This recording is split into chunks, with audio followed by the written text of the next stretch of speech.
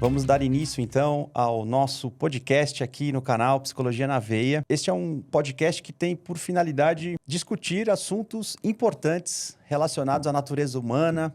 E para dar início a esse projeto, né, eu estou tendo a honra de receber um cientista, neurocientista, também estudioso de psicologia da religião, direto de Minas Gerais aqui para São Paulo.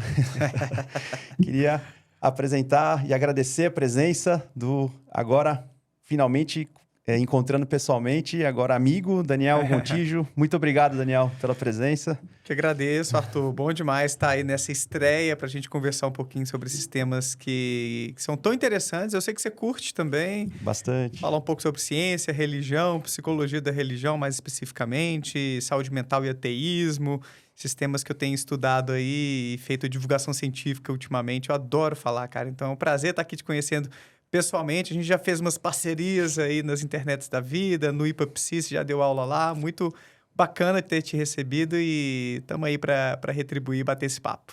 É um assunto que, para mim, é muito caro, esse assunto, porque o que me fez estudar psicologia acabou sendo a religião, né? Antes da gente entrar, Daniel, deixa eu te fazer uma pergunta, né? Você vem lá de Minas Gerais, eu queria só voltar um pouquinho rapidamente. Quando que você decidiu estudar psicologia, assim? Você estava lá com quantos anos? Sua vida era de que jeito? Aí, que hora que você, de repente, falou assim, vou estudar mente humana, comportamento, por que não engenharia, né? Por que não arquitetura, né? Você foi para psicologia, o que rolou?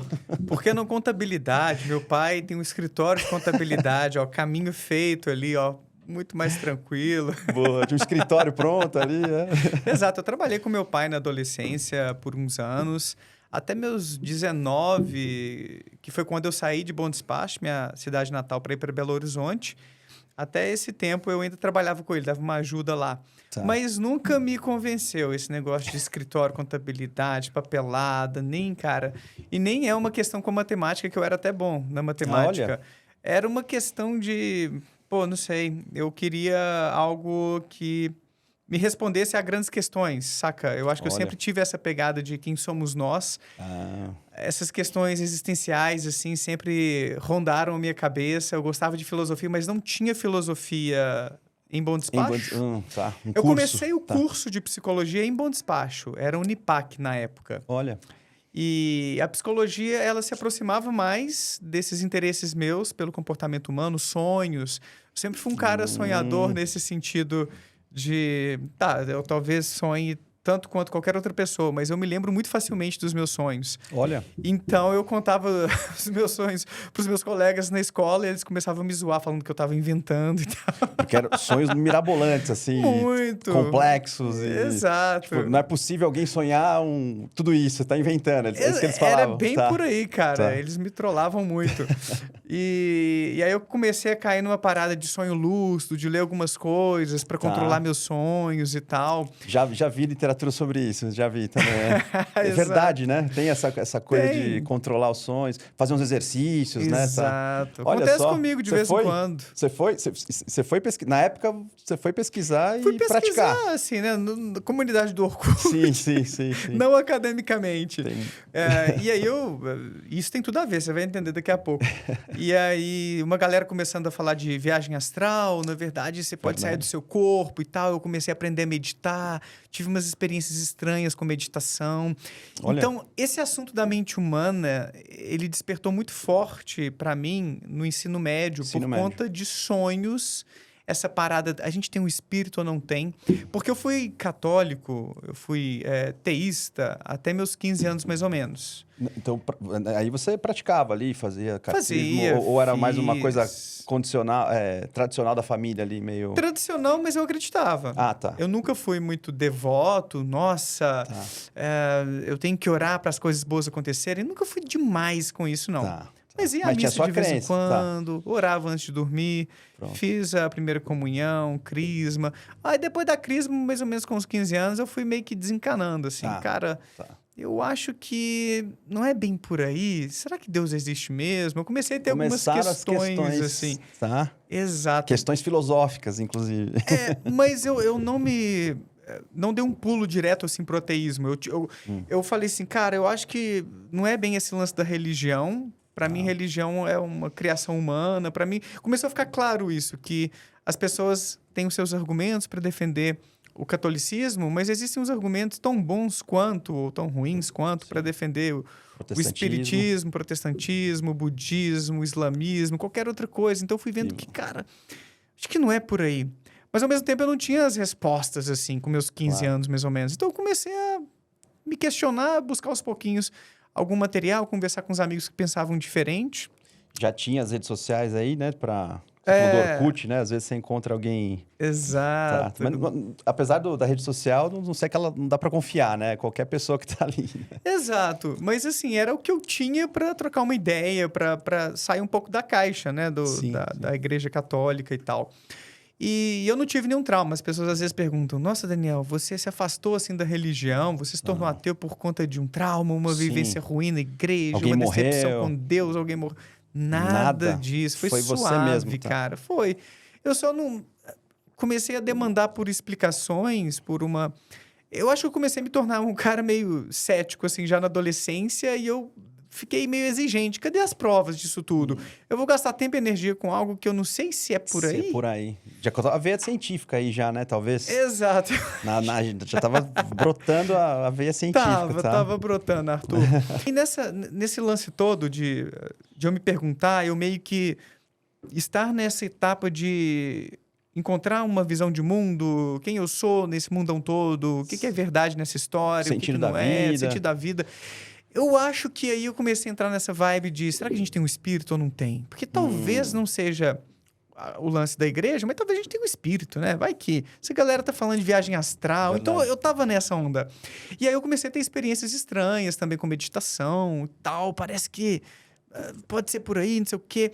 Então eu tinha essa pegada com a filosofia do quem somos nós, questões existenciais, mas ao mesmo tempo não tinha o curso de filosofia e tinha esse trem aí de psicologia que, porra, velho, vai me responder meio, as questões. Apareceu a psique ali, a psicologia ali no meio. Exato. Porque eu também não entrei naquela, assim, de jovem místico, não fortemente assim, nossa, tá vendo? A gente tem um espírito, tem os chakras, tem isso e aquilo. Eu acho que eu tinha mais questões. Será que tem? Entendi. Foi mais um... Pode ser que sim, pode ser que não. E aí a psicologia meio que surgiu para me fornecer algumas respostas. Porque pode ser só uma questão da mente humana. Vai que é só o cérebro das pessoas criando essas experiências. Sim. Então esse foi talvez um dos meus empurrões para escolher a psicologia. Essas questões mesmo sobre a mente humana, quem somos nós, que experiências são essas. Não foi uma parada tanto assim, eu quero me tornar um psicoterapeuta, ajudar as pessoas... não foi... Entendi. Mas é interessante que foi um questionamento autêntico, né? Totalmente. Não é assim que, de repente, você via alguém na sua família que era psicólogo e você né? Assim, vou fazer igual, né? Claro que a inspiração também, quando a pessoa inspira, é autêntica, mas você decidiu trilhar esse caminho porque apareceu uma questão, né, interessante, porque... Não necessariamente, porque normalmente o pessoal da área, né? Mas que tem crença fala, olha, foi um despertar, né? Mas não deixou de ser um despertar no sentido de você assumir ali as rédeas ali da sua percepção sobre a vida e aí a necessidade de você mesmo descobrir o que fazer com a vida e para onde seguir. Né? Mas é difícil, né? Com 15 anos você já ter as pessoas ter. Normalmente a pessoa vai, né? E às vezes passa a vida inteira e não tem esse questionamento. Deixa eu aproveitar. Esse é o lado bom aí, né? Assim, mas essas vezes questões te trouxe algo emocional junto, assim? Tipo, putz, se a vida for alguma coisa na minha cabeça, bateu uma tristeza, uma depressão, uma ansiedade ou essa parte emocional? Pelo contrário, você estava instigado, decidido descobrir, motivado até? Mais motivado. Mais motivado? Eu tive uns momentos mais deprês assim, na adolescência, início da fase adulta, mas não por essas questões existenciais. Não por isso, mas relacionamento, essas paradas assim. Coisa da vida. Mas isso sempre me motivou. Isso me inspira. Desde então, até hoje, isso me inspira.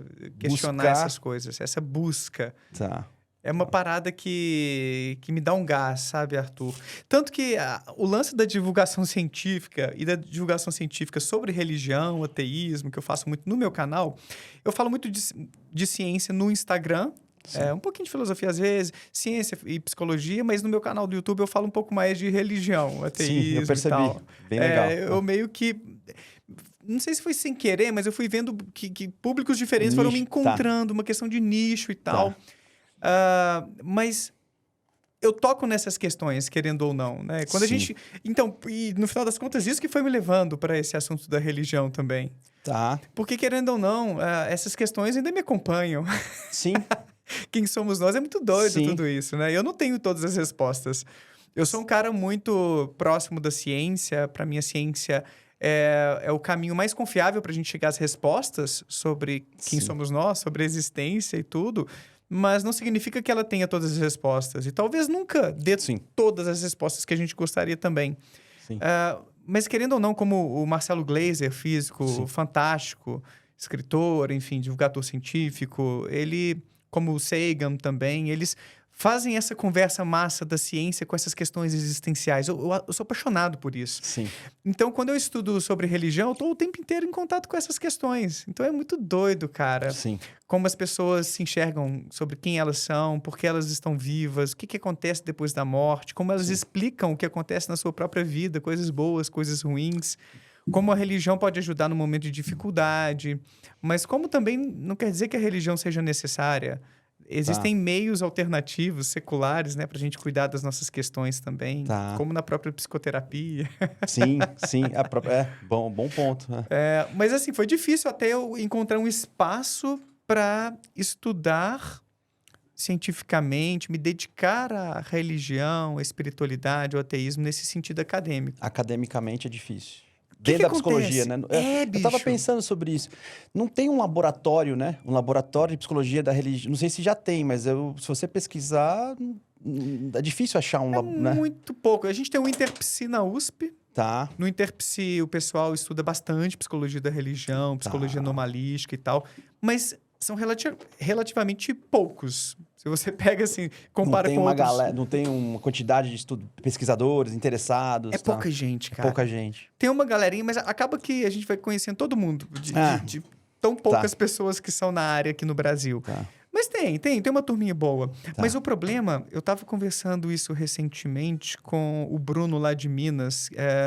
Esqueci o sobrenome dele, de Oliveira. Ele foi ao meu canal contar a sua história de pastor mirim, ou pregador mirim, a psicólogo, coordenador de cursos e tal. Caramba, que interessante, E o Bruno contou que ele teve uma experiência numa faculdade onde ele teve a psicologia da religião como disciplina. Como disciplina? Caramba. Mas é raro, cara. Você não vê isso normalmente nas graduações. Provavelmente devia ser optativa, provavelmente. Eu acho que foi. Mas mesmo assim, eu não tive. Eu não tive esse essa opção, privilégio, cara. Caramba. Então, o que acontece? Os psicólogos se formam despreparados para lidar com esse tipo de assunto. E é um negócio que praticamente, não vou dizer que todos, né? Mas a porcentagem de pessoas que sentam procurando ajuda, a crença em algum momento aparece. A crença aparece. Ou inconsciente, né? No sentido de que ele está enxergando muito dos problemas dele pelo viés da crença, mesmo que ele não traga isso, né? À tona, né? Moralmente falando, né? E tudo mais. Então, com certeza. Quer dizer, parando para pensar, isso deveria ser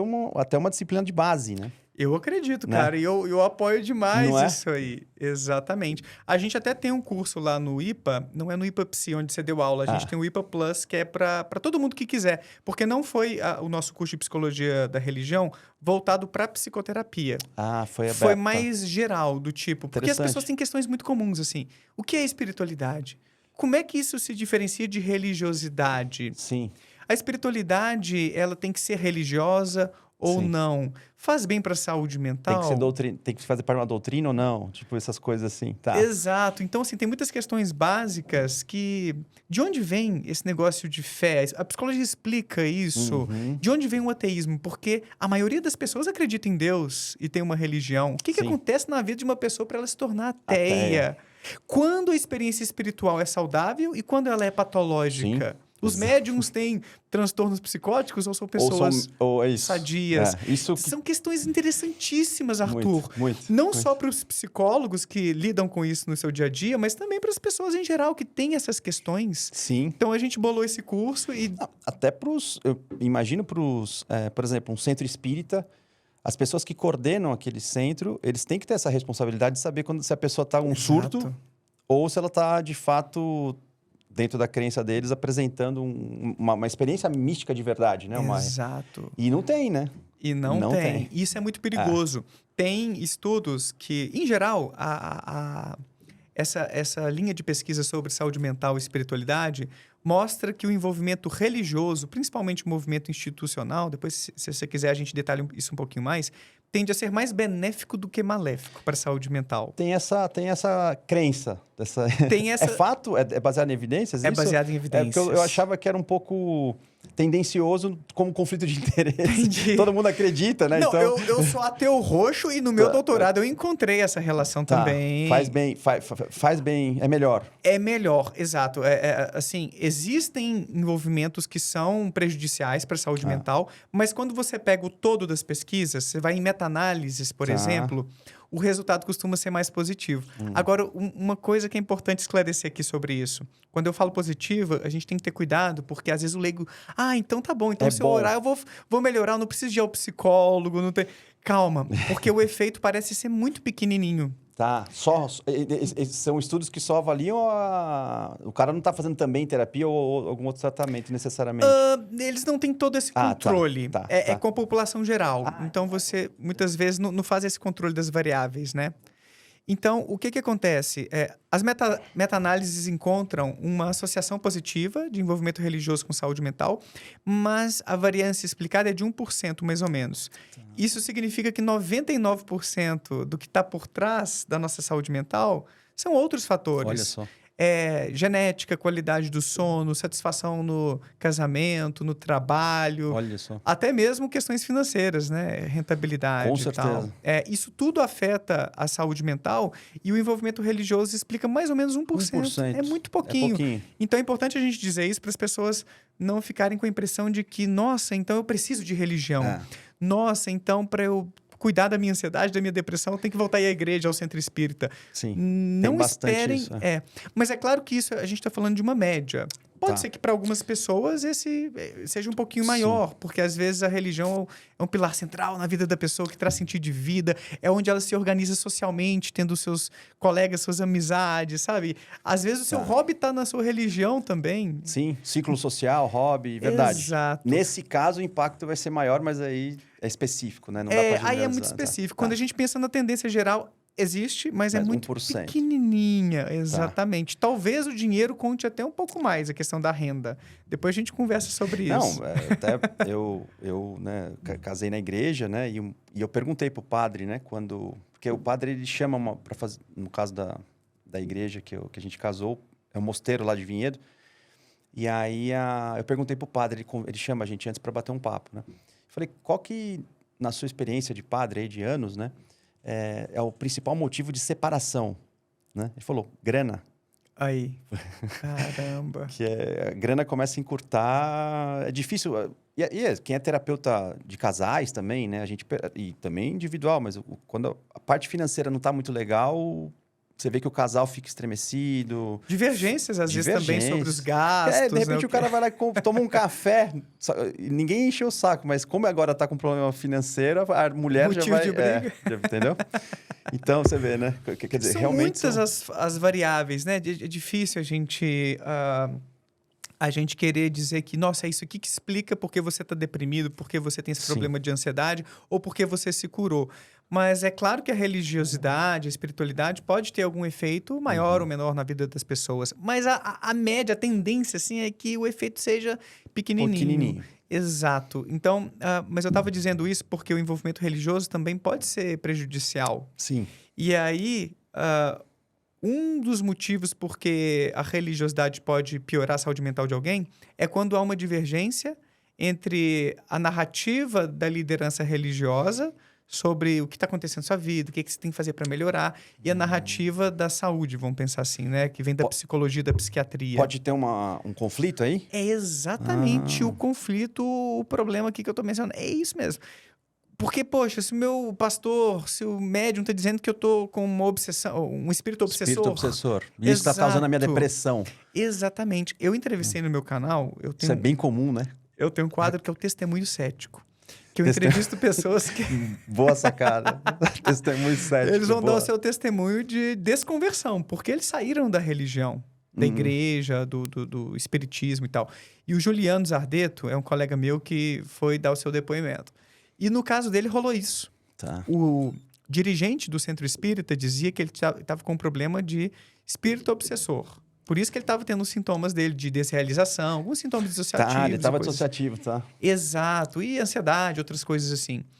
E aí, bicho, ele ficou 1 ano tentando se tratar lá pelo caminho espírita tá, sei o e quê. foi piorando a condição dele. Até no final das contas, ele ia a um psiquiatra, um psicólogo, entendeu o diagnóstico dele, começou a fazer seu tratamento e está bem hoje. Então, o que acontece? Muitas vezes a narrativa religiosa vai atrasar a procura por um tratamento. Sim. E muitas vezes, outro fator de risco é quando você tem problemas interpessoais com seus pares na congregação.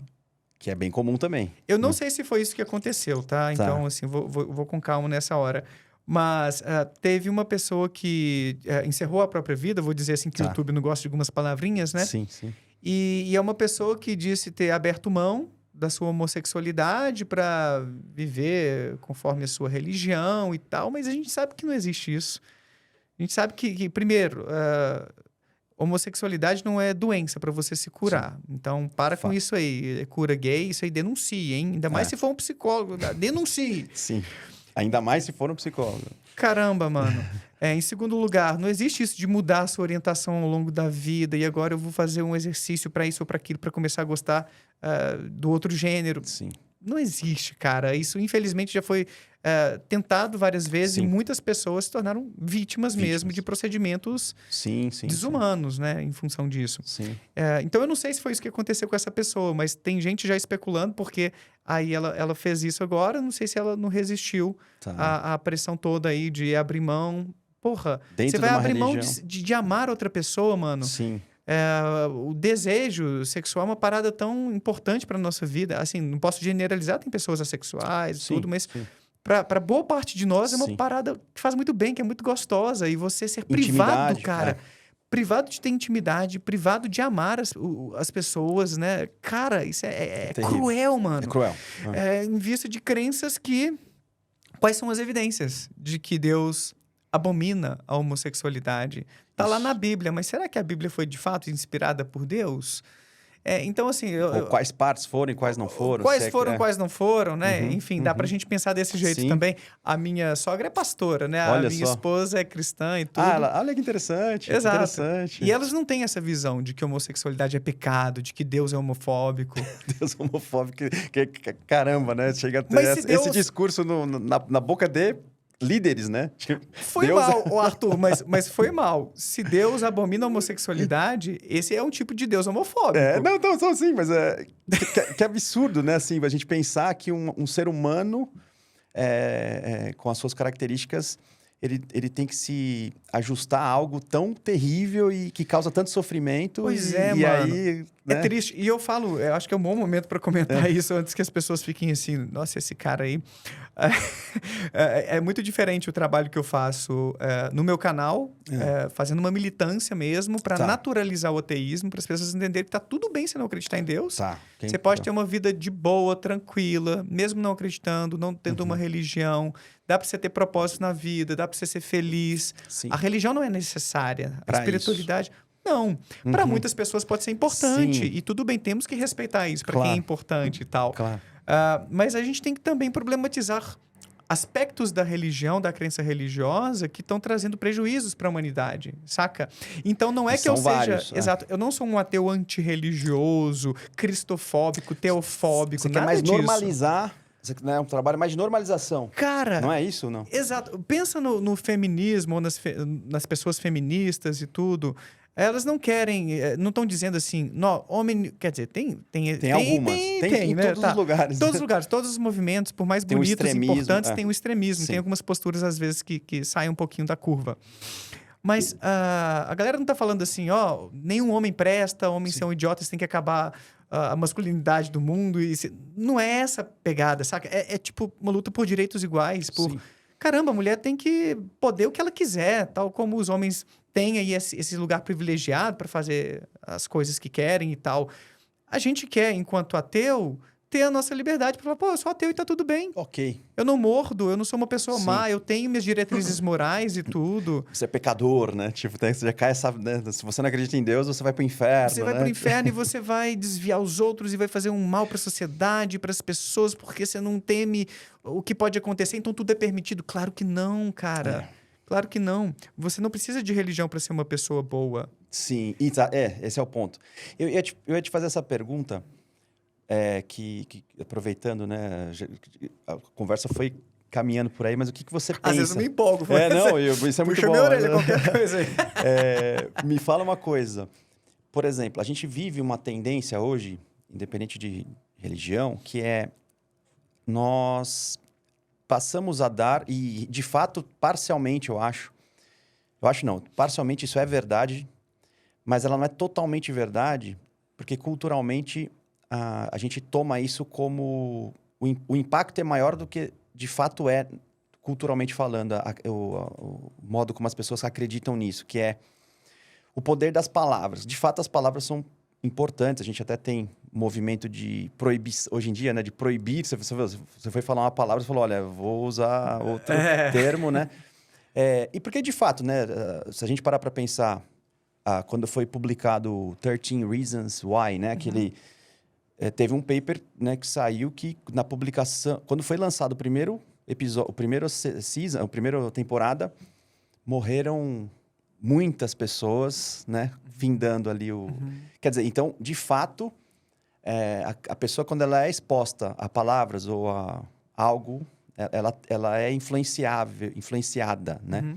Não todo mundo, obviamente, mas você tem que ter a preocupação com essa parcela da população. Ainda mais que é uma coisa publicada, né? Porém, atualmente, me parece que os atos estão falando mais baixo do que as palavras, né? Não sei, não é um bom termo falar que os atos... O que eu quero dizer com isso? Esse exemplo que você deu é exatamente isso. Quer dizer, você pode ser uma pessoa boa, um bom cidadão, cuida da sua família... Sim. Né, muitas vezes você pode fazer até caridade, né? Que é a base, por exemplo, do cristianismo. E às vezes faz mais caridade do que um cristão, muitas vezes.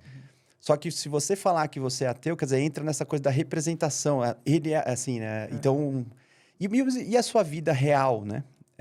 Vivida, né? Não estou dizendo que a palavra... Claro que a gente psicólogo, a gente sabe que as palavras... elas por si só desencadeiam sintomas, né? Realmente elas podem ter o seu poder. Mas, se a gente está falando do ponto de vista religioso, em que a base é você ter um discernimento moral, o que deveria pesar mais em termos de moral? O que você fala ou o que você faz, né? Sim. Então você assim, fala no o que sentido você do professa, ou o que você professa. De repente eu professo uma coisa que não é de acordo com a minha doutrina, que é discutível também se religião é doutrina, mas ela tem um aspecto doutrinário. Sim. E eu acho que é importante para muitas pessoas a doutrina quando elas não têm ainda maturidade para decidir por elas mesmas e por aí vai. Talvez, não sei, também tem um lado bom e lado ruim. Mas, por outro lado, o pessoal não enfatiza tanto o que você está fazendo, né? O que você de fato faz. E, enfim, eu acho que talvez caia, né? Eu tô comentando aqui, mas nem sei se você precisa... O que você pensa, né? Você acha que as palavras têm um impacto maior, assim, do que as ações? Você parando para pensar? Sem tirar o poder das palavras, obviamente. Né? O problema é que a palavra, o rótulo que a gente utiliza, né? Você se classificar como ateu, como cristão, como muçulmano, como budista... Isso traz expectativas sobre quem você é, o que você faz, em que você acredita, o que você valoriza. As pessoas te colocam nesse lugar, tá? Exato. Aí vem o pacote completo, mas um pacote, muitas vezes, de preconceitos. o mesmo vale para política, né? Para tudo. Cara, né? para qualquer coisa. Se a pessoa é de direita e de esquerda, né? Você falando de política aí... Se a pessoa é libriana, de aquário, Áries... enfim, aí o negócio não tem nem base, mas... Vem o pacotão, né? Vem o pacotão. Vem o pacote, cara. E apesar da brincadeira, na verdade, tem empresas que usam mapa astral, signos para contratar. Isso é deplorável, cara. Grandes empresários decidem o caminho da empresa em cima disso, você sabe, né? Pois é, cara. É muito triste você ver a humanidade, em grande medida, guiar seu comportamento por crenças tão, Sim, sim. não é? Mal fundamentadas. Então, assim, porra, velho. E isso é muito complicado, Arthur.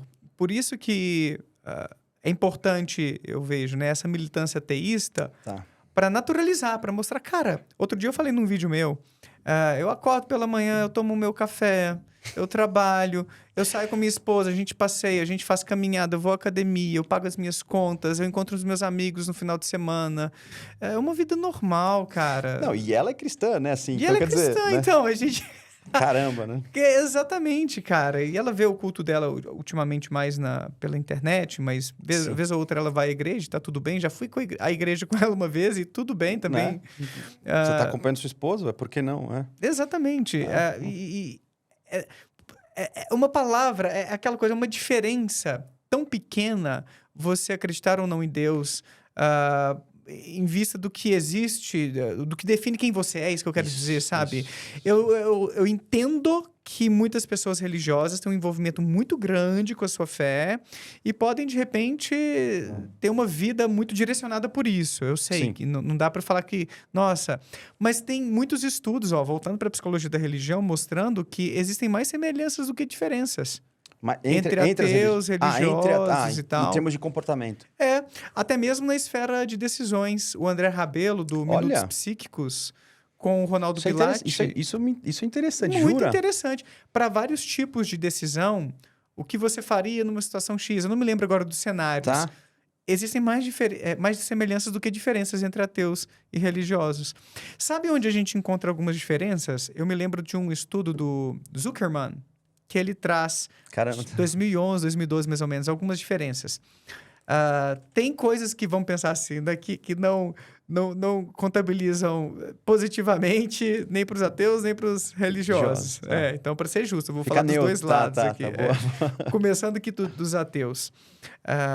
Em comparação com religiosos, os ateus têm uma propensão maior a usar substâncias ilícitas. Tá. Esse é um exemplo. Isso eu já tinha lido a respeito, tá? Olha, Exato. substância, quer dizer, se permite mais Se permite experimentar. mais, Tô nem para julgar, mas é um tópico que geralmente as Mais pessoas têm no mínimo uma preocupação, né? Mesmo quem é um pouco mais liberal, é aquela coisa, né? Eu tenho amigos, conhecidos, assim, que fazem uso frequente de algumas substâncias. Querendo ou não, a gente tem alguma preocupação, né? Sim. Tem pessoas que não se afetam na vida, é um uso mais pontual e tal, ou enfim, tem suas carreiras, sua família, sua vida social não muito abalada, mas a gente sabe que tem seus perigos. O duro de seus estudar riscos. neurociência é isso. Exato, tem seus impactos, né? Então, Sim. assim, então esse é um ponto. Tá. O outro ponto é fidelidade. Olha. Pessoas não religiosas tendem a ser mais infiéis do que pessoas religiosas. Uhum. Então, conforme eu não sei se é um achado consistente da literatura, mas tem... Não religiosos. Não religiosos, Tá, então, incluindo ateus. Tá. Usa mais substâncias e mais infiéis no casamento. Exatamente. Tá. Eu não me lembro agora se era só o adultério, assim, pensando no casamento, ou mesmo no namoro e tal. Tá. O que não quer dizer, a gente tem que tomar muito cuidado, que todo ateu, todo agnóstico vai trair. E que religiosos não traiam. A gente está falando de médias estatísticas. Sim. E eu vou te dar um exemplo, só para ilustrar isso, né? E para quem de repente, não tem familiaridade com estudos científicos, para entender a importância de a gente considerar tamanho de efeito. Boa. Tem um estudo que foi desenvolvido na Alemanha sobre sentido de vida. Olha. Que encontrou que os ateus têm uma percepção menor de sentido de vida do que os religiosos. Então tá vendo? Então ateus não têm sentido na vida, vivem crises existenciais, estão aí perdidões e tal, niilistas. Nada disso. Não quer dizer que o cara seja niilista, né? Não.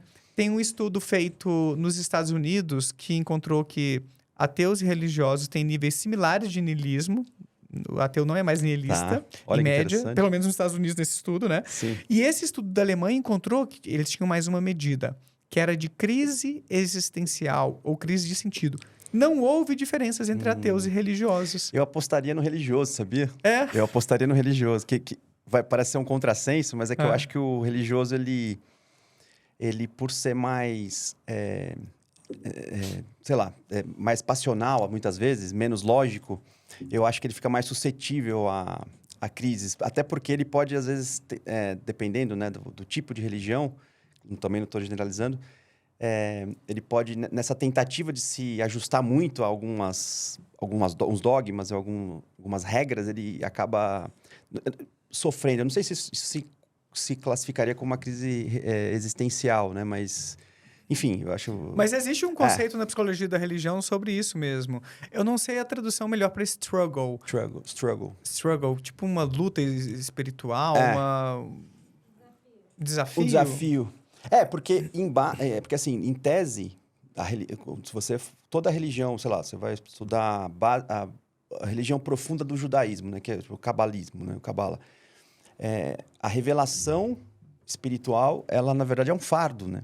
Ela não é uma iluminação. Que aqui no Ocidente a gente acha que uma pessoa iluminada, ela né, solta luz, né? E no judaísmo, e no próprio cristianismo também, que isso foi... no Ocidente a gente vai ajustando as coisas. Na verdade, é fardo. Quer dizer, se Deus te escolheu, você vai ter que se virar para levar a mensagem dele, e isso vai impactar a sociedade. Então, assim... Responsabilidade grande, Responsabilidade grande. E aí, se isso é loucura ou não, é outra história. Mas o fato é que aí você vai ter... Acabou sua paz, né? Então, não sei se entraria nesse desafio. É interessante, porque esse é um fator de risco para a saúde mental entre religiosos. Se você está passando por esses struggles, esses desafios, esses conflitos. E esse conflito pode ser com Deus. Caramba, Deus...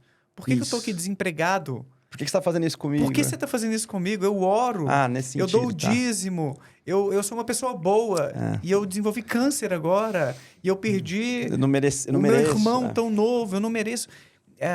Quando a vida, que não é fácil para ninguém, contrasta com essas expectativas do religioso, que acredita que porque está indo na igreja a vida vai ser boa... Isso. Eita. Ou já que eu tô servindo a Deus, eu vou financeiramente prosperar, né? A famosa... Né? Teologia da prosperidade e tal. Então, ele pode entrar em crise. Então, existe esse conceito de spiritual struggles, que deve ser esses desafios ou conflitos espirituais. Mas o caso é que, nesse estudo conduzido na Alemanha pela Skinnell, ela não encontrou diferenças de crise existencial entre ateus e religiosos. Olha que interessante. Aí, a analogia que eu uso para explicar isso.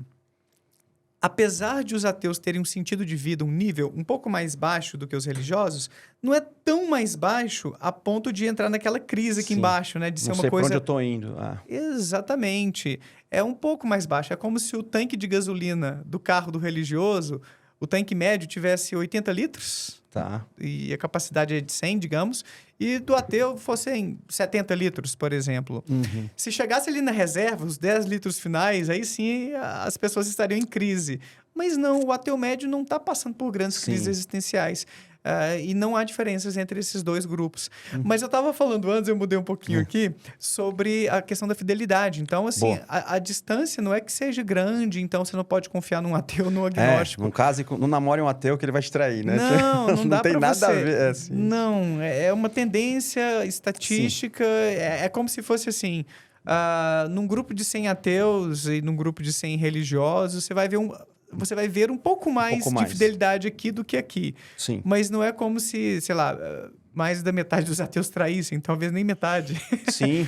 E não fosse muito diferente também da proporção de religiosos. Mas eu não me lembro dos dados certinho. Eu sei que não é uma coisa assim tão contrastante. Tão contrastante como se esperava, né? Como se Exatamente. hipotetiza, né? Já que o cara não tem religião, provavelmente ele vai... É porque talvez, aqui uma especulação, talvez o religioso, por acreditar que Deus está observando, e isso aqui é pecado, então... Minha esposa não vai saber, mas Deus vai, então eu vou tô cagando de medo, não sei.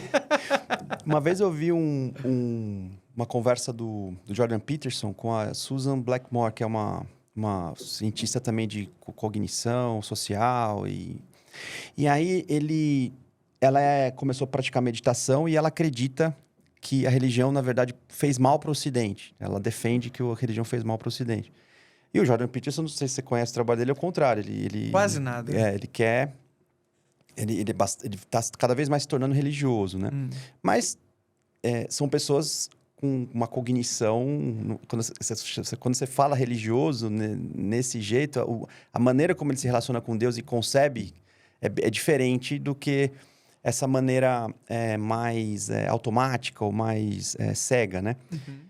Que é isso, inclusive, essa é uma coisa interessante para pensar, né? Quer dizer, a gente fala muito da religião, mas a gente, no fundo, vê muito mais o comportamento das pessoas naquela religião. E a pergunta é, será que, originalmente, o que está se propondo é esse comportamento? Quer dizer, será que a gente... as pessoas, os pastores, os padres, né? Eles estão, de fato, conseguindo transmitir aquilo que, de repente, um ensinamento ou uma doutrina quer passar, né? Mas o ponto é assim. Ele propõe que no ateísmo acaba tendo essa dificuldade de ética. Em que sentido, né? Não, ele propõe como um problema, porque o que vai determinar... Qual é o background que vai determinar o que é bom, né? Tá, a gente pode falar assim, também não quer dizer que os religiosos falam que o que é bom seja o melhor, né? E eu quero chegar lá daqui a pouquinho para falar da parte ruim dos religiosos. Né? Porque às vezes você vê muito mais... Você para pensar, né? Você matou muito em nome de Deus, né? Exato. E aí, agora mesmo, né? Se você parar... Aí, em filosofia, eles chamam isso de nominalismo realismo, né? Que é você colocar uma ideia geral sobre... indivíduos, né? Então, em nome de algo maior, eu não considero a particularidade, né? Por outro lado, se eu ficar só na particular, eu nunca extraio um conceito mais... Um princípio geral que a ciência procura. Sim. Né? Então, esse movimento dialético é bem interessante. Muita gente pensou, né, sobre isso. Mas o ponto o que determinaria o valor ético ou a direção numa sociedade totalmente ateia, né? Então, bem-estar. Então, assim, no fundo, o que é saúde, o que seria o bom? Você maximizar o bem-estar, não no sentido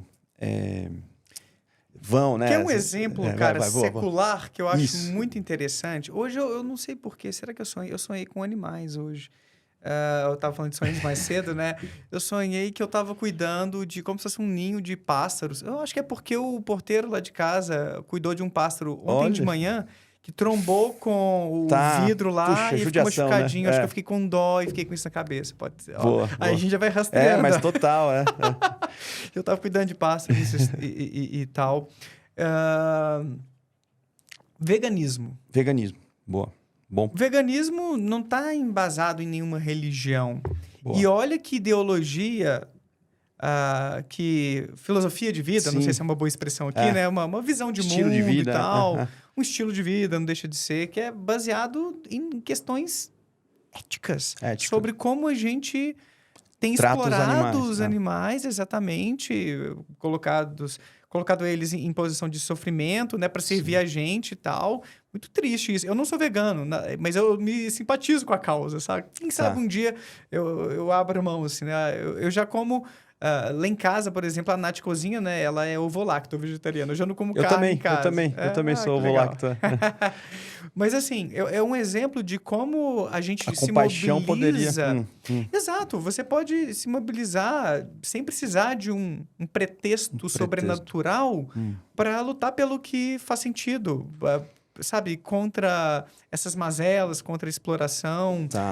Você não precisa da religião para se organizar em torno de pautas morais. Pautas morais éticas. E o perigo da religião, se me permite só fazer um contraponto... Lógico. O perigo da religião, de algumas religiões, é justamente dogmatizar alguns assuntos. Do tipo, total. Tá ali na escritura, acabou. Homossexualidade é pecado. Então, isso é muito perigoso. Então, você acaba tendo pouca margem para ter uma discussão, ou uma série, um processo de debate ao longo dos anos para ir mudando. Não estou dizendo que religião não mude. As coisas mudam, mas é muito mais devagar do que algum tipo de ideologia, de movimento, saca?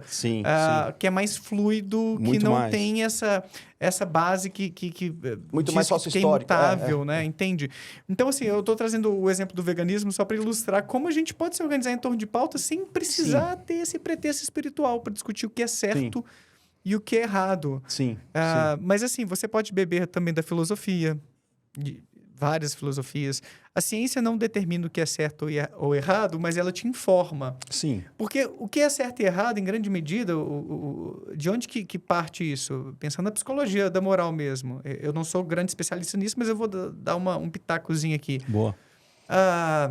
é na nossa percepção do que está provocando sofrimento nos outros. Isso. E em si mesmo também, né? E em nós mesmos. Poxa, você fez isso comigo, isso não foi legal. A gente tinha um acordo. Sim. O próprio senso comum é uma escola pra gente do que é certo e errado. Poxa, eu falei tal coisa pra pessoa, ela confiou em mim, eu acabei vazando isso pra outra, agora ela ficou chateada. Então, isso modifica a gente. Sim. A gente vai aprendendo quais são as condutas que aproximam pessoas da gente, fazendo com que elas gostem da gente, Você estejam vai perto da pautando gente. o bom em Exato. cima dessas experiências. Exato. Essa aprendizagem por exposição, por contingências, né? Falando da análise do comportamento, você Sim. acabar entrando em contato com os efeitos do seu comportamento. Reforço. O reforço, é a punição e tal. Então, tem o senso comum também. A gente tem também a legislação. Sim. Mas que é pautada em questões religiosas. Aí não devia ser, caralho. Não, mas é que não é. Pode não ser. É que aí falta tempo, né? Porque até então, como sempre houve a predominância no Ocidente, né? Principalmente, né? Dos princípios cristãos, né? É eles que também fundamentaram hoje várias questões, né? De julgamento e tal, mas talvez com o tempo isso vá. Eu acho que esse é um ponto muito legal. Eu não duvido e eu admito que sim, tem coisa boa na religião. Eu citei as pesquisas de psicologia da religião aqui, que, porra, traz sentido para a vida de muita gente. Ali é um ambiente que oportuniza você se conectar com outras pessoas, você ter um ombro amigo, você ter propósito, esperança no momento de dificuldade. Tem muita coisa legal. O problema é a ideia de que você necessita da religião para ser uma pessoa correta. Para ser uma pessoa correta. E tudo bem que a legislação pode ter um reflexo ali de ideias religiosas, mas não é um monopólio da religião. Essas noções... O bom é o bom, O nasceram bem é o bem. em ambientes, de forma alternativa, em ambientes seculares e poderiam nascer mesmo... Que primeiramente tenham nascido em certas religiões. Talvez pela própria... Pensa na Grécia, né? Mas é que a Grécia também tinha... Era politeísta, né? Tinha uma visão aí religiosa, mas não como a nossa, né? Mas... próprio Platão e Aristóteles, eles falam... Nasce dali, né? Mas muito pautado, quando eles dão os exemplos, nisso que você falou. O cara, sei lá, comeu 5 quilos de açúcar, né? Aí ele, isso faz mal, né? Então, o bom é não comer açúcar nessa proporção, né? Mas, de repente, tem um outro cara lá que é lutador e para ele... Claro que eu estou exagerando, mas 5 mil quilos de açúcar não faça mal, mas acima de 5 mil não vai ser bom. Então, você não vai falar da proporção, mas você vai falar que vai chegar a um determinado ponto que aquilo vai fazer mal. E aí você extrai a ética nesse ponto aí. Então isso... E não precisaria de Deus para fazer isso. Exato, exato. É porque eu acho que é um preconceito muito triste, Arthur.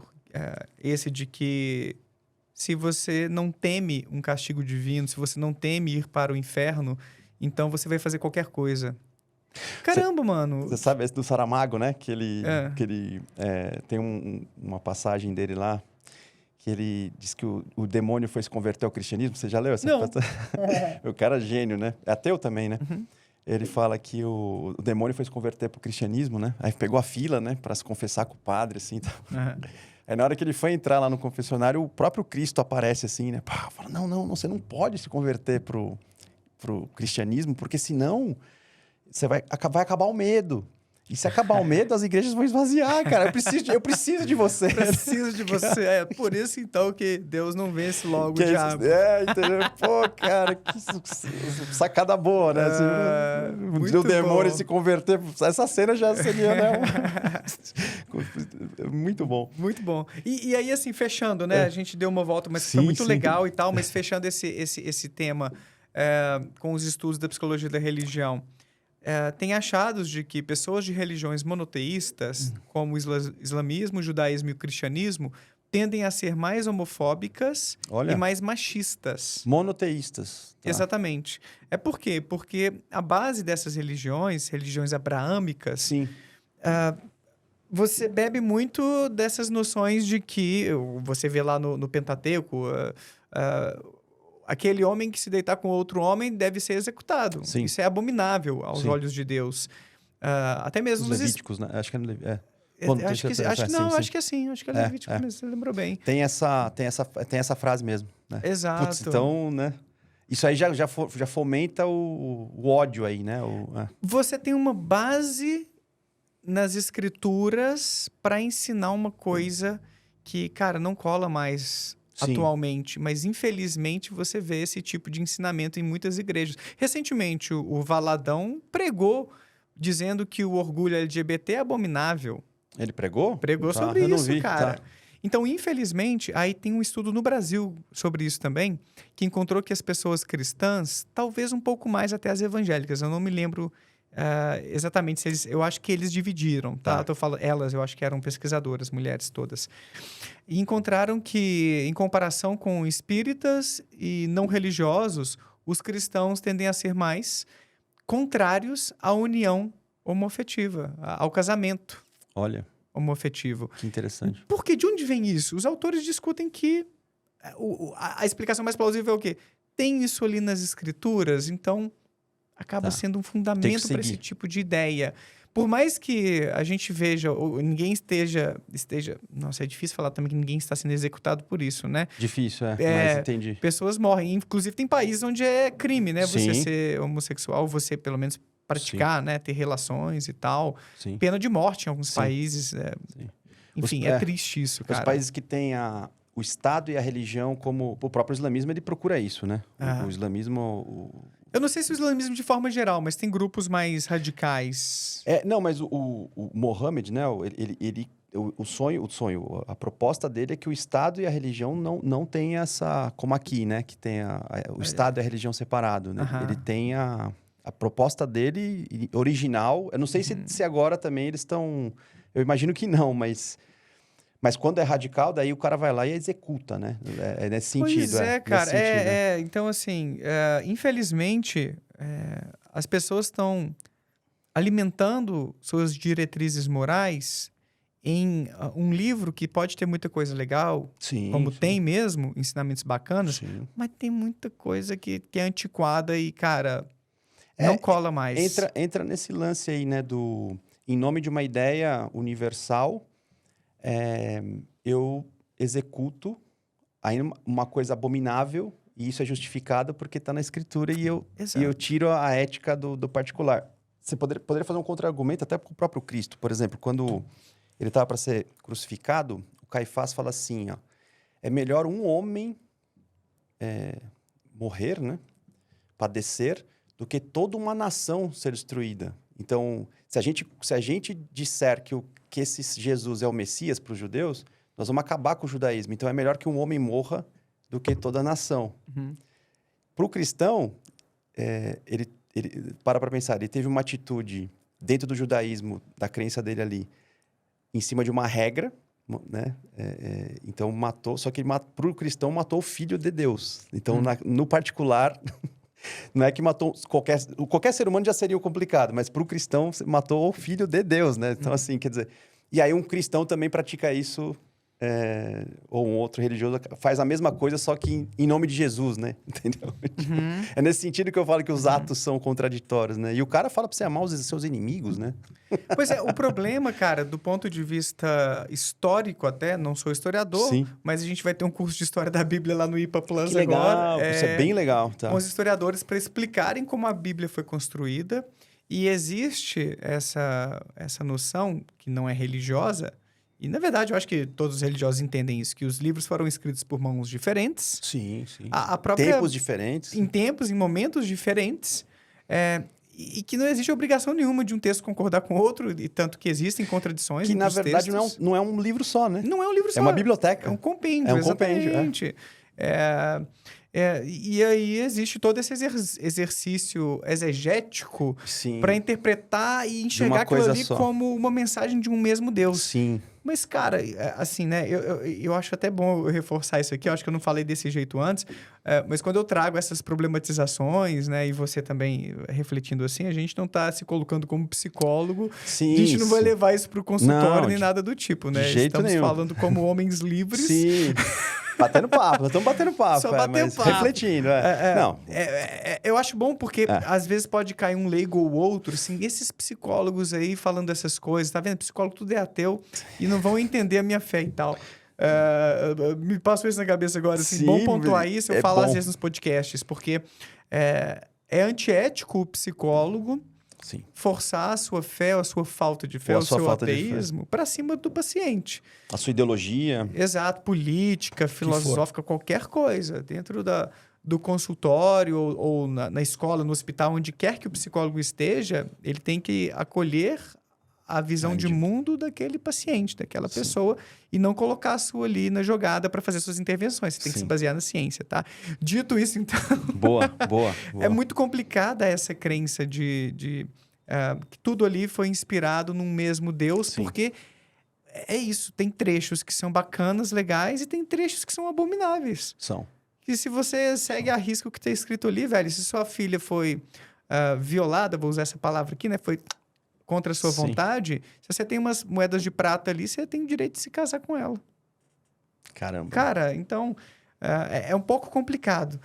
Por isso que eu gosto de alguns pastores, mas eu não sei se a palavra aqui mais progressistas ou menos conservadores, que fazem muito esse exercício de extrair as mensagens de amor dali, de se concentrarem mais em Jesus. Não pegar ao pé da letra, né, também. Né? Não pegarem ao pé da letra, exatamente. É legal quando eles se concentram mais em Jesus do que em qualquer outra coisa. Sim. Até mesmo Paulo ali no Novo Testamento tem mensagens homofóbicas também, infelizmente. Machistas também. Tem.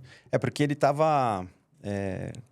quando eles foram fundando as igrejas, começou esses problemas culturais, né? Não só em relação à sexualidade, mas também na própria... Por exemplo, um grego que virasse cristão, ele primeiro tinha que se converter ao judaísmo para depois virar cristão, então tinha que circuncisar. Como é que eu vou circuncisar um grego? Não tem nada a ver, né? E aí o Paulo, então, peraí, vamos ter que fazer algumas regras aqui para justamente... E aí, nessas regras, ele coloca... a mulher tem que obedecer ao homem, né? Tem umas E aí o pessoal pega ao pé da letra e não entende o contexto. Ele coloca aquilo ali também... Pode até ser a essência, assim, mas também pode ser que ele esteja tentando achar uma solução momentânea ali. Ele fala, senão os caras vão se matar aqui, vai ter muita divergência, então vamos fazer uma... Ele escreveu respondendo as demandas da época dele, né? Eu não sei. Exato. Eu não tô querendo passar pano pro Paulo também, mas assim, mas é bom a gente tentar entender o que estava rolando lá. Tem que estudar, né? No fundo, saber grego, saber, né? Para poder ter uma noção do contexto, né? O ideal é fazer esse exercício mesmo. Mas, assim, ainda assim é difícil você pensar se existe um cenário razoável em qualquer momento do tempo para a mulher ter que ser submissa ao homem, ou a homossexualidade ser tratada como uma coisa abominável, né? Mas é isso. Eu acho legal encontrar pastores que fazem um recorte mais humanista. Da Bíblia, com ensinamentos que são realmente massas para a humanidade. E quando eu vejo ateus também que enxergam que existem coisas boas na religião. Sim. Que não estão querendo que, vamos acabar com isso logo. Isso. Rivalizando, né? A ideia não é rivalizar, né?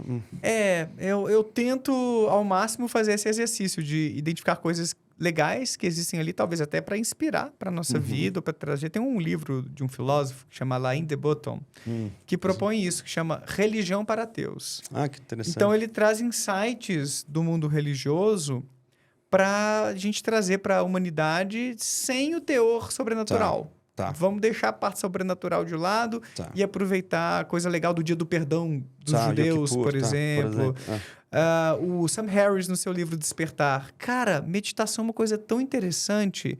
A gente não precisa acreditar em chakras ou em energia ki ou qualquer outra coisa, ou em alma, para poder meditar. Na verdade, o budista, o hinduísta, não sei, mas não acredita em alma, né, na real. Eles até têm um ensinamento interessante de que o eu é uma ilusão. Maia, né? Ilusão. É interessante, né? O próprio conceito de nirvana é você abandonar o Maya, que é a ilusão do próprio eu, só que tem uma verdade superior, que seria... Eles chamam de Atma. Atma. Maya e Atma. E aí, esse conceito chama Ahankara, que eles... abandonando esse eu falso, esse falso eu, mas existe uma vida, existe uma transcendência. Então, é isso que é o ponto. Ainda tem alguma coisa sobrenatural ali. Tem uma transcendência. Tem algo... O porquê de fazer isso é para você mergulhar na verdade, que seria não essa personalidade, mas uma... Só que seria um repouso no ser que te criou, né? E aqui seria uma... E aqui, na verdade, seria uma ilusão criada... aí tem a história do ciclo de Sansara, por isso que você encarna e tal. Você tem que sair desse ciclo. Mas tem transcendência. E aí só para fazer uma pergunta interessante. Por exemplo, no caso do ateísmo, não sei se você... pensando, né, no seu... como é que você... Aliás, você já falou, acho que no início, né? Você se tornou ateu porque você foi pensando e falou, não faz sentido essas coisas todas aí. Fui vendo inconsistências, comparando algumas coisas entre religiões.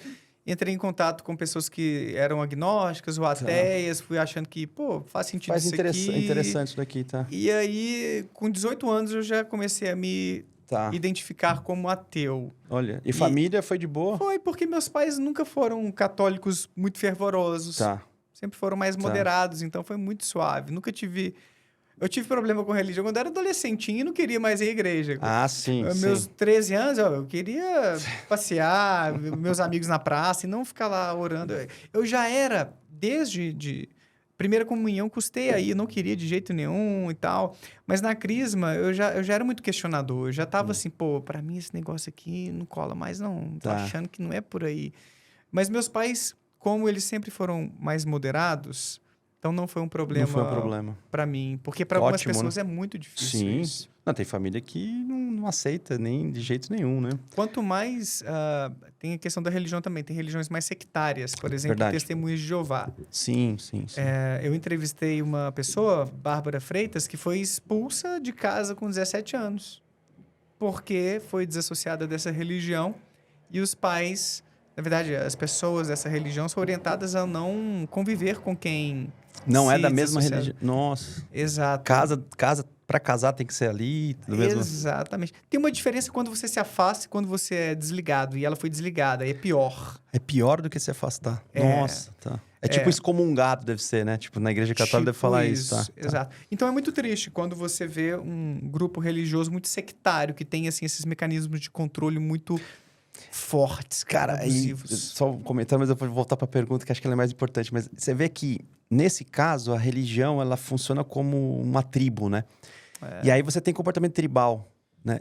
Como você vai ser altruísta num comportamento tribal, né? Você só vai ser altruísta com os seus, né? Então, é complicado tem isso, uns dados sobre isso, eu vou falar meio de memória, assim, mas eu acho que é mais ou menos na direção de que os religiosos... doam mais do que os não religiosos, mas mais entre os seus. E agora, os países, pensando no nível de nação, doam mais os países menos religiosos do mundo. Que são os países que mais doam para outros países, mas aí não são para os seus, essas doações. Hein? Olha que seria um altruísmo mais impessoal, né? Mais universal. Um ágape, né? Em grego, né? Seria o ágape mesmo, tá? Acho que foi no mesmo artigo do Phil Zuckerman, que ele traz isso nessa revisão dele, um dado mais ou menos nessa direção. Quer dizer, países culturalmente... Sem ter mais laicos, né? Talvez. Um país mais laicos. Eles doam mais. Exatamente. Interessante. Só uma pergunta sobre... E sobre o livre-arbítrio? No ateísmo, como é que... Existe livre-arbítrio no ateísmo? Como é que é essa... Você já parou para pensar? Não existe. Padre Quevedo aí é boa. Assim, eu não falo pelos ateus e também não existe uma doutrina ateísta que prega X, Y ou Z. O ateísmo tem disso, né? É simplesmente a descrença na existência de qualquer divindade. Ponto. Isso é o ateísmo. Então, você tem ateu de direita, ateu de esquerda. Você tem ateu místico. Ateu místico? É ateu místico. Como que é? E eu estou estudando eles agora. Como que é minha nova pesquisa? É a pessoa que nega a existência de Deus, mas tem algumas crenças místicas sobrenaturais. Tipo telepatia, reencarnação. Entendi. Amuletos da sorte. Como se isso fosse parte da natureza, mas não determinada por uma divindade. Tipo isso. Exato. Assim? Até podem aceitar o sobrenatural, mas entendem que não existe um ser supremo que criou tudo que existe. Então, existe o ateu místico. Eu conheço alguns. Telepatia. Exatamente. Então, eu estou estudando esses caras agora. Quer dizer, é um ateu que não tem a química física apenas como matéria que constitui o mundo. Exato. São ateus dualistas. Isso. Eles só rejeitam a existência de Deus ou deuses de forma geral. Não, para mim não existe um ou mais seres supremos. Existimos só nós, com os nossos espíritos, eventualmente. Os nossos sim. Pode acreditar em espíritos, cara. Que interessante, cara. Mas aí, entendi. E isso aí é uma quebra de paradigma, cara. Então, por isso que eu tô em choque aqui rindo. Exato, porque assim, como assim ateu dualista? O estereótipo é que o ateu é um monista, cara... Monista, cientificista, racionalista. Não necessariamente, cara. Não necessariamente. O cara pode acreditar num espírito. Astrologia. Porque existe o religioso monista também, né? Que você pega o Spinoza, o Hegel também, né? Quando o Spinoza ele era um judeu também que foi expulso, né? E aí ele fala que Deus, na verdade, ou a parte espiritual, é uma sutilização da matéria química que vai sutilizando até chegar... Então é um monismo, né? O próprio conceito de dialética histórica do Hegel, né? Que sempre você vai ter a dialética para chegar... E o espírito universal evolui. Então, assim, é um Deus secular, né? Que não deixa de ser monista, né? Porque pensando em dualismo, normalmente o pessoal pensa no mundo de lá uma coisa perene, né? Eterna. E o secularismo seria aqui, né? Então, quer dizer, você tem religioso monista. Agora, ateu dualista eu nunca tinha visto. Ateu dualista. Que interessante. Porque aí as pessoas pensam no ateu como se ele fosse naturalista. Entendi. Existe essa confusão. Então, todo naturalista é ateu. Assim, num sentido mais estrito de que o naturalista é aquele que aceita que só existe o mundo natural. Natural. Mas numa visão mais tradicional. Porque nessa discussão, pelo menos que eu estou mais acostumado, Deus sempre é definido como um ser à parte, sobrenatural, um ser pensante, criador de tudo, e que tem um interesse especial pelos seres humanos. É a versão teísta de Deus que eles chamam, né? Os filósofos da religião e tal. Aí eu nem sei se o Deus de Spinoza, esse outro, entraria nessa... um outro jeito. Exato. Entra um outro jeito. Mas então, por isso que eu estava dizendo, e pode haver o ateu dualista, o ateu místico, que a gente chama. Caramba, essa é novidade. Que interessante. Vou procurar saber, que eu gosto de entender comportamento humano, Mas é uma coisa muito nova, tá? Isso aí talvez eu seja um dos desbravadores. Tem uma pesquisa de 2019 que me chamou muita atenção para isso.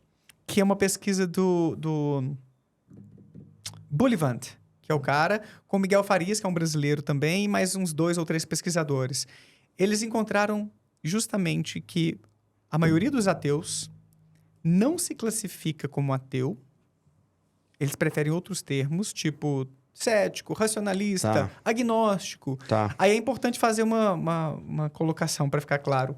Porque nessas pesquisas a gente tem formas de operacionalizar o que é o ateísmo. E normalmente isso é colocado como aquelas pessoas que rejeitam a existência de uma ou mais divindades. E aí você tem as opções lá. Você pode escolher essa opção, né? Se ela melhor te representa, então você é ateu. Você pode escolher a opção, não sei se Deus existe ou não, eu tenho dúvidas, até tenho certeza de que Deus existe. Isso é uma forma, tá? Na minha pesquisa atual com o André Gadelha, a gente usou uma escala de 7 pontos. Ela vai desde tenho certeza de que Deus não existe, Deus provavelmente não existe, tendo a achar que Deus não existe, não sei dizer se existe ou não, tendo a achar que existe, Deus provavelmente existe, tenho certeza de que Deus existe. Então, é um espectro, é um contínuo, Fraga. A gente considera os ateus enquanto aqueles que marcam os 2 primeiros pontos. Os 2 primeiros. Os 2. Provavelmente tenho certeza também. E provavelmente a gente considera. Por quê? Se você vê... Eu tô esbarrando aqui às vezes sem querer.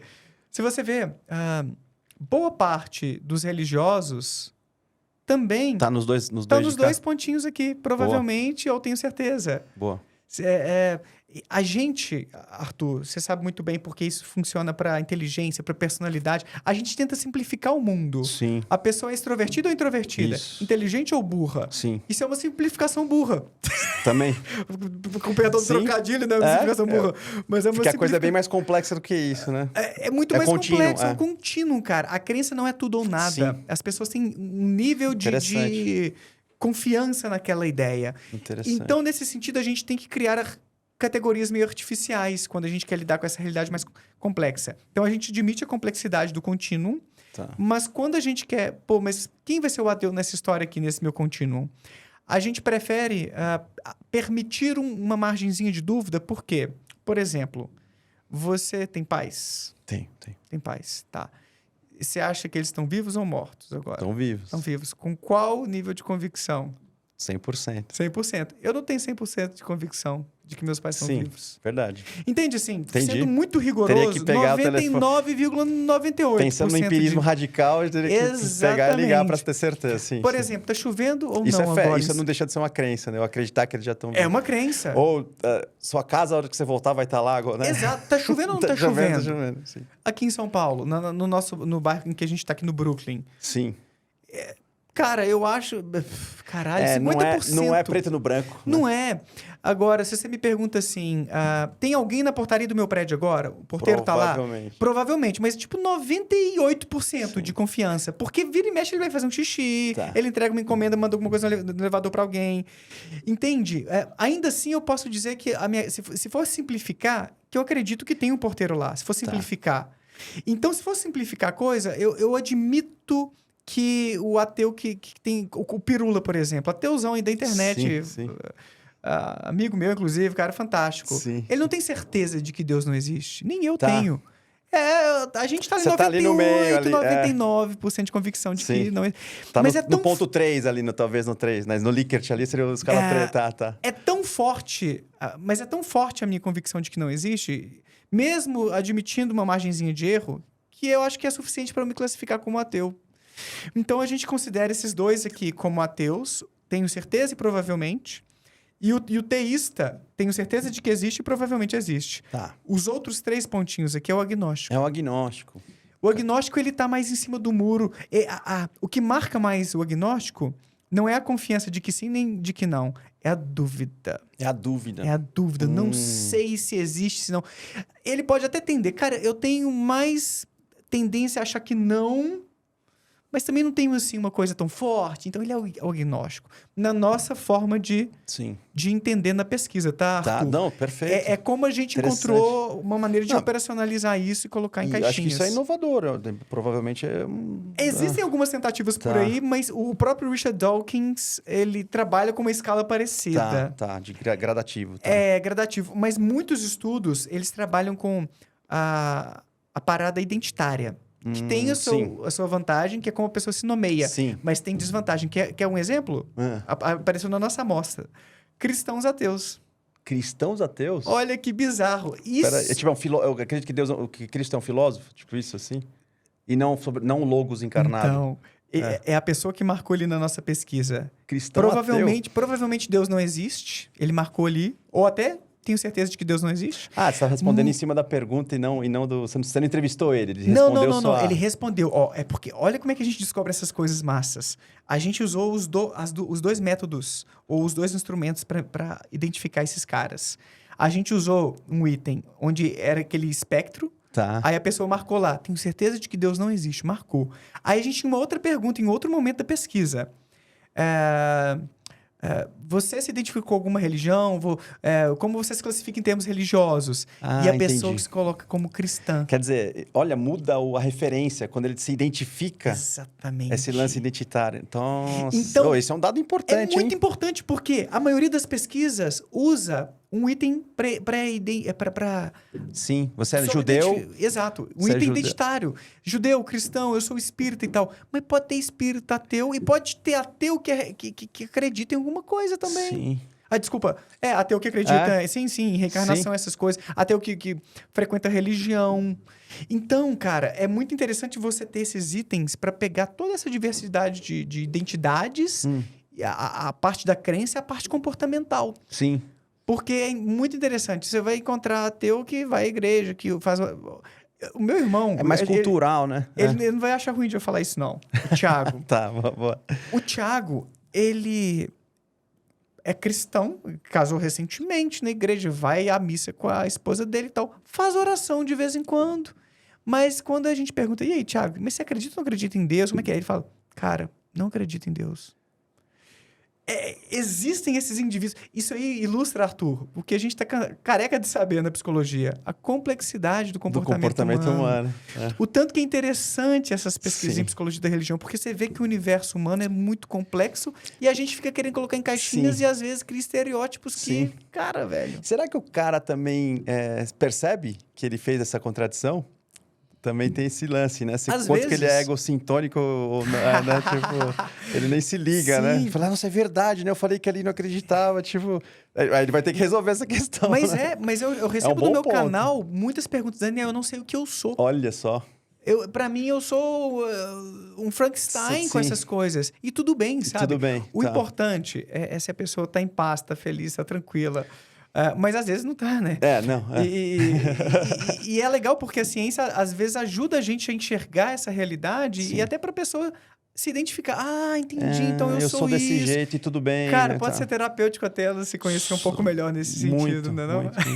Tem uma... Vamos caminhando pro fim, né? Que o papo tá excelente. Rendeu, eu não vi passar, cara. Que muito bom. Mas tem uma história que... acho que é o Cortella que conta que... dois religiosos, um judeu e um cristão, se encontram e discutindo a existência de Deus e passaram a madrugada inteira. Madrugada assim, né? Até umas 3 da manhã. E aí falaram, não, Deus não existe. Os dois. E aí foram dormir, né? Aí no outro dia, acho que o judeu acordou assim, né? Aí olhou no jardim e o cristão tava lá ajoelhado, né? Aí ele parou, esperou. Quando o cara entrou para tomar café, ele falou, você não falou que o Deus não existe? Ele falou, mas o que Deus tem a ver com isso? Eu tô rezando.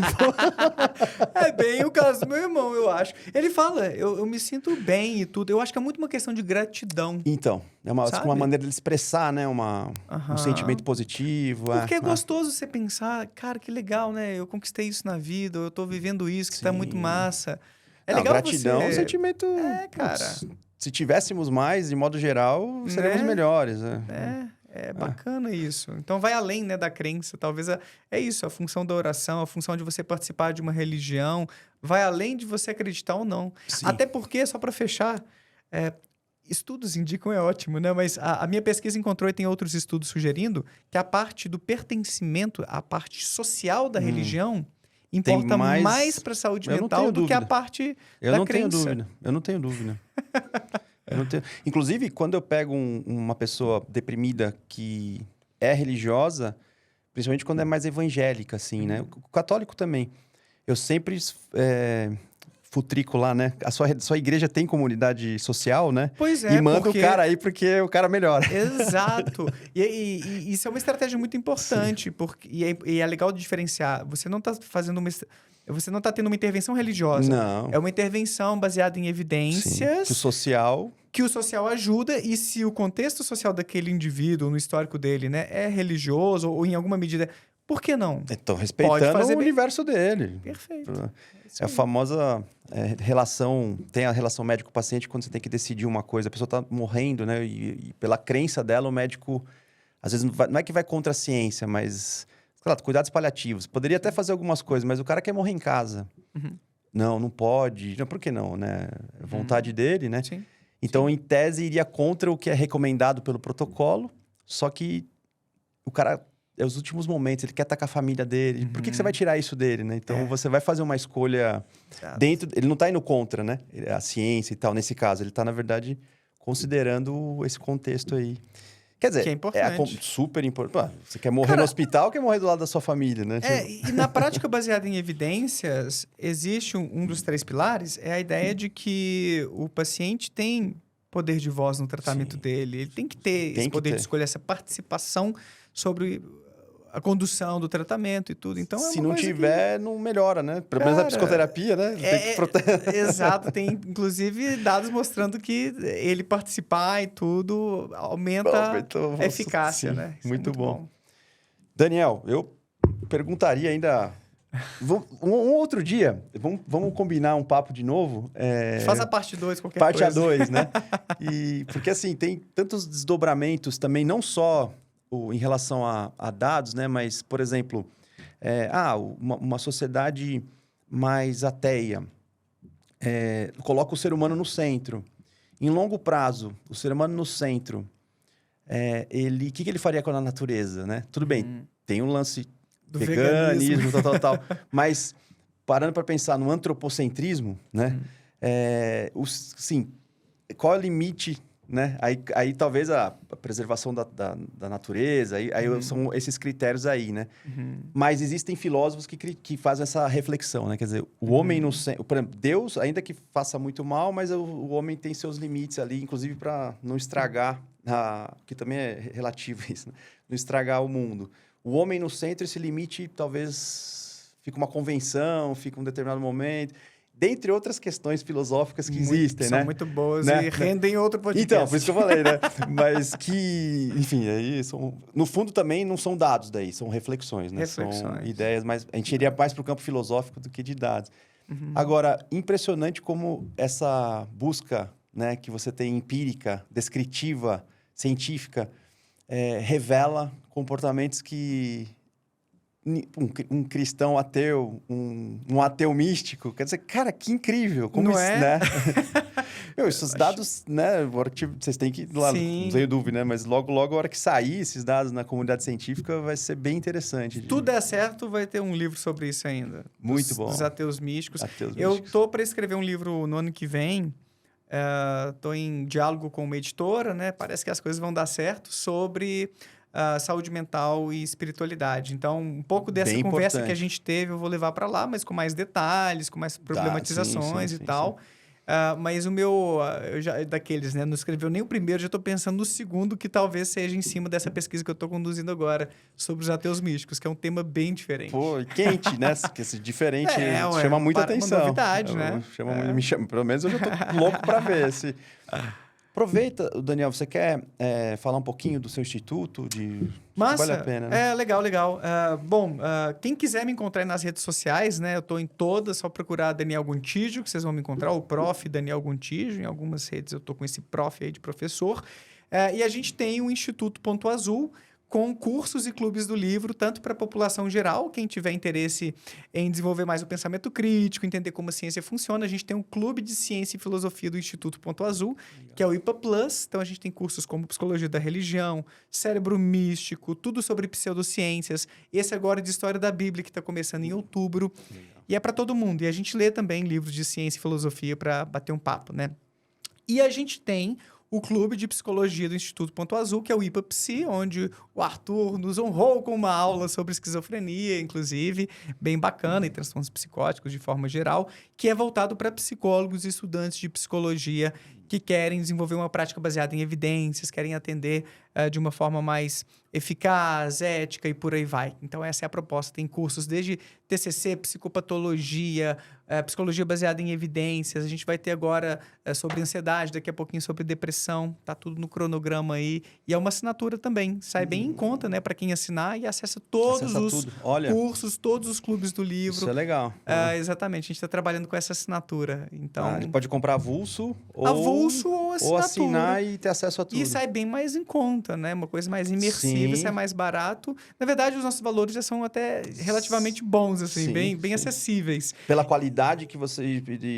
corpo docente, não é porque eu tô dando aula lá não, mas é porque... Mas porque você é bom, por isso que você tá lá, pô. Mas é impressionante, porque, né, às vezes você vai fazer um curso com um professor desse, assim, o preço seria muito... dependendo do curso, o preço é mais caro que a anuidade lá no IPA-Psi. Tem. Então, e o Instituto Ponto Azul tá lá no Instagram. A gente tem um site também, mas no Instagram talvez fique mais tranquilinho. Você pode mandar mensagem lá, se tiver alguma dúvida aqui. A nossa equipe responde e você será bem-vindo lá. Muito legal. E parabenizar por isso, porque nossa graduação ela ainda é bem deficitária, né? Bastante. Então, você disponibilizar um curso acessível com esse grau de qualidade e rigor científico, a psicologia do Brasil amadurece, né? Então, e também incentiva outras pessoas que também têm uma formação similar a também criar os seus meios de melhorar a nossa profissão, né? Isso aí. Daniel, muito obrigado. Valeu, eu que agradeço. Que alegria iniciar esse projeto com você. Né? Fiquei muito feliz. E, bom, esperamos nos encontrar novamente em outra oportunidade. Vamos sim, com certeza, Arthur. Obrigado demais aí pela conversa e vamos que vamos, né? Na luta aí por um Brasilzão mais cientificamente alfabetizado e psicólogos também mais ligados às evidências. Maravilha. Pessoal, muito obrigado. Então, esperem o próximo episódio aqui no canal Psicologia na Veia por Arthur Berberian. Até a próxima.